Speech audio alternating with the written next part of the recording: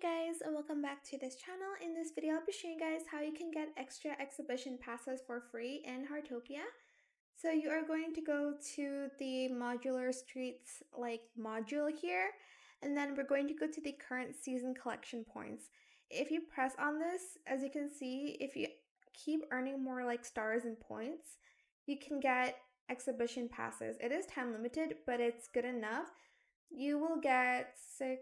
Okay, 1, 2. Okay, that's like 6, and then another 6, which is 12.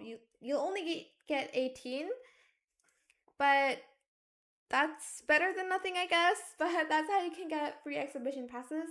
To earn more points, you basically need to cook foods that are like 5 stars and catch clownfishes and the damsel flies that are like all 5 stars to earn more stars. Obviously, you can also do it for gardening. There will be a bird watching one, but it's not out yet.